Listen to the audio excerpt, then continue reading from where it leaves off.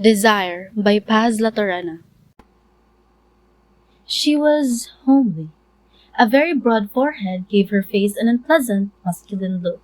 Her eyes, which were small, slanted at the corners and made many of her acquaintances wonder if, perchance, she had a few drops of celestial blood in her veins. Her nose was broad and flat, and its nostrils were always dilated, as if breathing were an effort.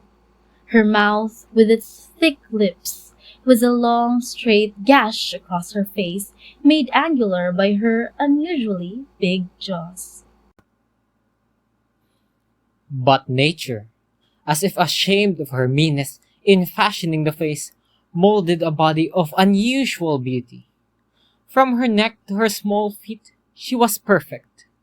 Her bust was full, and her breasts rose up like twin roses in full bloom. Her waist was slim as a young girl's. Her hips seemed to have stolen the curve of the crescent moon. Her arms were shapely, ending in small hands with fine, tapering fingers that were the envy of her friends.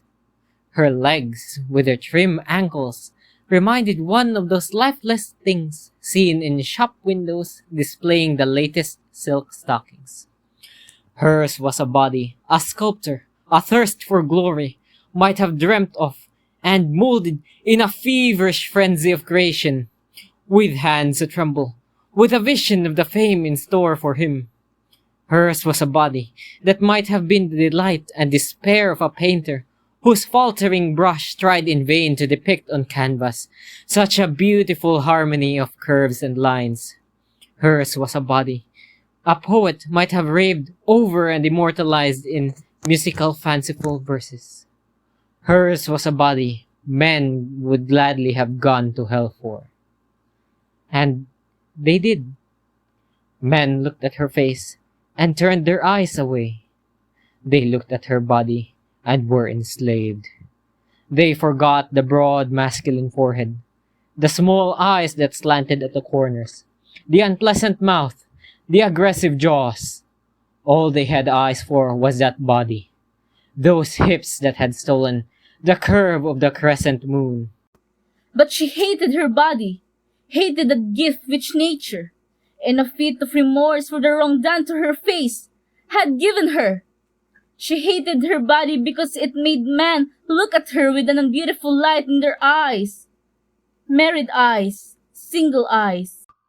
She wanted love, was starved for it. But she did not want the love that her body inspired in man. She wanted something purer, cleaner. She was disgusted and hurt. For men told other women that they loved them, looking into their eyes to the souls beneath, their voices low and soft, their hands quivering with the weight of their tenderness. But men told her that they loved her body with eyes that made her feel as if she were naked, stripped bare for their sinful eyes to gaze upon. They told her that, with voices made thick with desire, touched her with hands afire, that seared her flesh, filling her with scorn and loathing. She wanted to be loved as other women were loved. She was as good, as pure as they, and some of them were as homely as she was. But they did not have beautiful bodies, and so they were loved for themselves. Deliberately, she set out to hide from the eyes of men the beautiful body that to her was a curse rather than a blessing. She started wearing long white dresses that completely disfigured her. She gave up wearing the Filipino costume, which outlined her body with startling accuracy. It took quite the time to make men forget that body that had once been their delight. But after a time they became accustomed to the disfiguring dresses, and concluded she had become fat and shapeless. She accomplished the desired result. And more, for there came a time when men looked at her and turned their eyes away, not with the unbeautiful light of former day, but with something akin to pity mirrored there. Pity for a homely face and the shapeless mass of flesh. At first, she was glad that she had succeeded in extinguishing that unbeautiful light in the eyes of men when they look at her. After some time, she became rebellious, for she was a woman and she wanted to be loved and to love. But it seems that man would not have anything to do with a woman with a homely face and an apparently shapeless mass of flesh. But she became reconciled to her fate, and, rather than bring back that unbeautiful light in man's eyes, she chose to go on, with the farce. She turned to writing to while away the long night spent brooding all alone. Little things, little lyrics, little sketches. Sometimes there were the heartthrobs of a woman who wanted love and sweet things whispered to her in the dark. Sometimes there were the ironies of one who sees all the weaknesses and stupidities of men in the world through eyes made bitter by loneliness. She sent them to papers which found the little things acceptable and published them. To fill space, she told herself, but she continued to write because it made her forget once in a while how drab her life was. And then he came into her life, a man with white blood in his veins. He was one of those who believe in the inferiority of colored races. But he found something unusual in the light, ironic tirades from the pen of the unknown writer. Not in the little lyrics, no. He thought that those were superfluous infusions of a woman belonging to a race of people who could not think of writing about anything except love. But he liked the light airy sketches. They were like those of the people of his race. One day, when he had nothing to do, he sent her, to encourage her, a note of appreciation. It was brief, but the first glance showed her that it came from a cultured man. She answered it, a light, nonsensical answer that touched the sense of humor of the white man. That started a correspondence.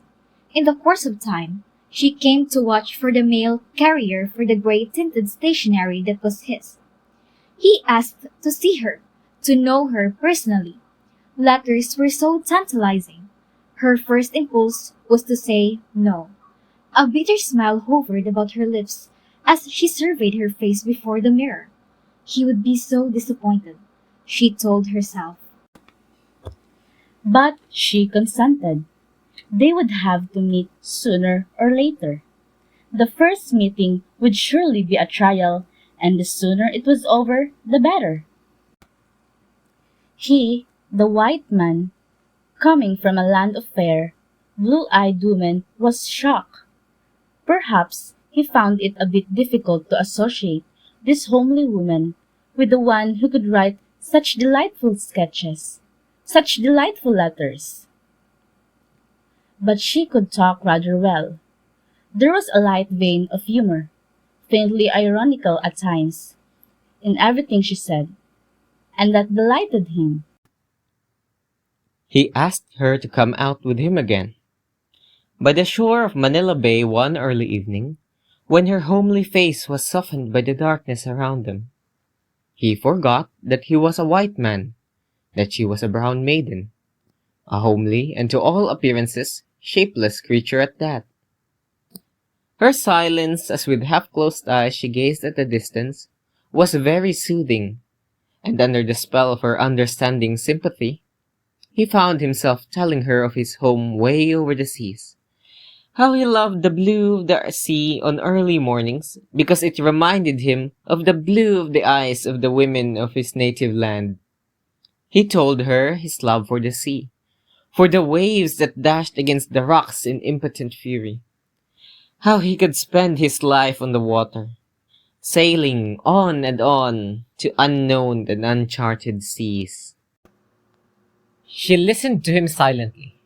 Then, he woke up from the spell, and, as if ashamed of the outburst of confidence, added irrelevantly, But you are different from the other women of your race. looking deep into her small eyes that slanted at the corners. She smiled. Of course she was the homely and shapeless mass of flesh that he saw her to be. No, I do not mean that. he protested, divining her thoughts. You don't seem to care much for conventions. No Filipina girl would come out unchaperoned with a man, a white man at that.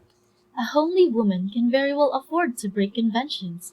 Nobody minds her if she does. That is one consolation of being homely. Was her calm reply. He laughed. You have some very queer ideas. He observed. I should have. She retorted. If I didn't, nobody would notice me with my face and my figure. She hated herself for stammering the last words. He looked at her impersonally, as if trying to find some beauty in her. But I like you. Was his verdict, uttered with the almost brutal frankness of his race. I have not come across a more interesting girl for a long time. They met again and again. Thoughts, pleasant thoughts, began to fill her mind. Had she at last found one who liked her sincerely? For he liked her, that she was ready to believe. As a friend, a pal who understood him, and the thought gave her happiness. A friend, a pal who understood him, such as she had never experienced before. One day, an idea took hold of her, simply obsessed her. He was such a lover of beautiful things, of beauty in any form. She noticed that in all his conversations, in every look, every gesture of his, a desire to show him that she was not entirely devoid of beauty, which she so worshipped, came over her. It would not do any harm, she told herself. He had learned to like her for herself. He had learned to value their friendship, homely as she was and shapeless as he thought her to be. Her body would not matter at all now. It would please the aesthetic in him, perhaps, but it certainly would not matter much to the man. From the bottom of a very old trunk, she unearthed one of those flimsy, shapely things that had lain there unused for many years. As she looked at herself in the mirror before the appointment, she grudgingly admitted that her body had lost nothing of its hated beauty. He was surprised, pleasantly so. Accustomed as he was to the beautiful bodies of the women of his race, he had to confess that here was something of unusual beauty. Why have you been hiding such a beautiful figure all this time? He demanded in mock anger. I did not know it was beautiful. She lied. Poof.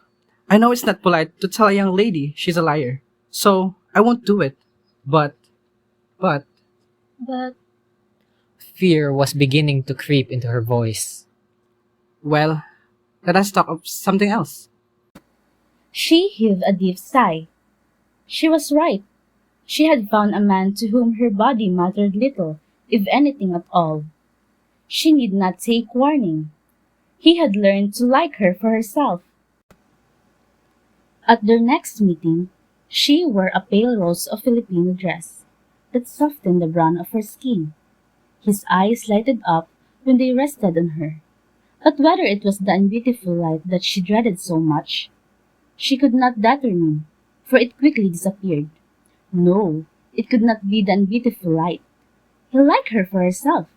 This belief she treasured fondly. They had a nice long ride out in the country, where the winds were soft and faintly scented, and the bamboo trees sighed loud to the breeze. They visited a little out of the way Nipa Chapel by the roadside, where a naked man, nailed to the cross, looked at them with eyes which held the tragedy and the sorrow of the world for the sins of sinning men. She gazed at the figure, feeling something vague and incomprehensible stirring within her. She turned to him for sympathy, and found him staring at her body. She turned slightly red. In silence they left the little chapel. He helped her inside the car, but did not start it at once. I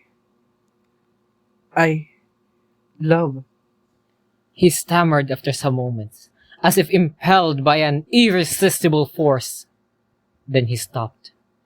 The small eyes that slanted at the corners were almost beautiful, with a tender soft light as she turned them on him. So he loved her. He had learned not only to like her, but to love her, for herself. And the half-finished confession found an echo in the heart of the woman who was starved for love. Yes? There was a pleading note in her voice. He swallowed hard. I love your body.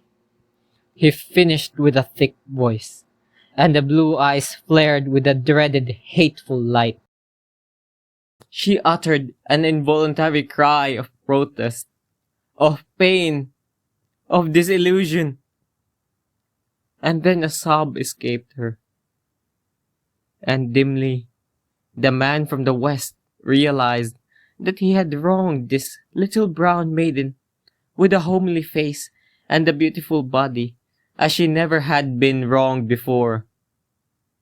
And he felt sorry. Infinitely so. When they stopped before the door of her house, he got out to open the door for her. I am sorry, Was all he said. There was a world of regret in the eyes she turned on him. For what? She asked in a tired voice. You have just been yourself, like other men. He winced, and, with a weary smile, she passed within. Desire by Paz Latorena.